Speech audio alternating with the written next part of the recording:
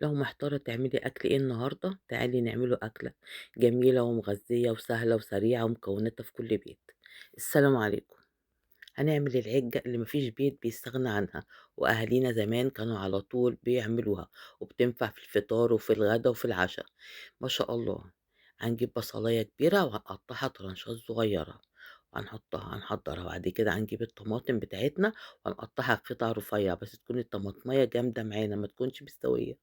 وهنقطّعها برضه قطع صغيّرة، كده هنقطّع حوالي نُص كيلو طماطم أو حسب الكمية اللي هتعمليها.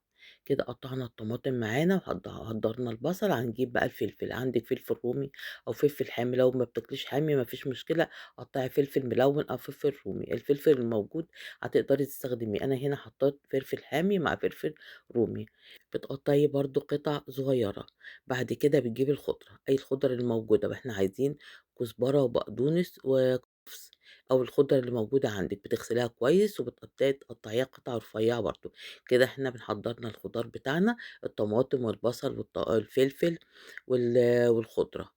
هنبتدي بعد كده هنجيب الطاسة بتاعتنا وهنحط فيها 3، 4 معالق زيت، وهنحط البصلاية، وإحنا بنقلّب البصلاية بمجرد إن هي تبتدي تلوِّن أو تبتدي تاخد لون، بنكون حاطين الفلفل، تاخد تقلبتين برضه مع البصلاية. بعد كده بنحط الطماطم، تبتدي الطماطم مَيّتها تنشف معاكِ. بعد كده هنحطهم في حاجة وهنبتدي نبردهم شوية، لازم يبرد معاكِ الخليط ده شوية، نبتدي نبرده. هنكون محضرين البيض، إحنا هنا هنحط 4 بيضات.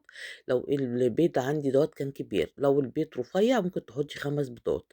وأنتِ بتحطي البيض تحطي بيضة، بيضة وتقلبي كل واحدة وتقلبي شوية، وتحطي فلفل أسود عشان البيض.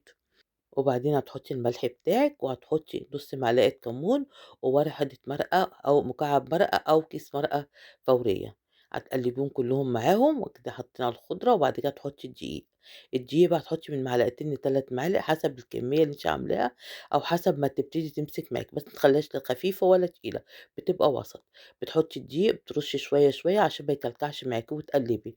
قلبتِ الدقيق خلاص داب معاكِ، بعد كده بتحضّري البيكنج باودر. هيكون عندِك البيكنج باودر هتحطي معلقة مش مليانة، تحطي البيكنج باودر وبرضه تقلبي كويس جدًا. قلبنا كده الخليط، وما شاء الله بقى ريحته في منتهى الجمال والخليط كده يعني كده كمل معانا. بنجيب بقى الصينية بتاعتنا وبندهنها زيت، وبنبتدي نحط في قلبها الخليط بتاعنا. حطينا الخليط بنكون إحنا مسخنين البوتاجاز، يكون البوتاجاز سخن معانا على 180 درجة، وبعدين بنحط الصينية في الرف اللي في النُص. المهم إن الفرن يكون سخن. كده حطيناها ما شاء الله. هنبتدي بعد كده فردناها، بعد كده ندخّلها الفرن. ما بتاخدش معانا وقت كبير، حسب حرارة الفرن عندِك، إذا كانت عالية أو إذا كان البوتاجاز عندِك عالي أو لأ. ما شاء الله طلعت أهيّة في منتهى الجمال. مغذية جدًا، بتنفع للكبار وللصغيرين، بتنفع للفطار وللغدا وللعشا. اعملوها وربنا يحسن ما بين إيديكم. واللي ما عملش اشتراك للقناة يشترك عشان يوصله كل جديد.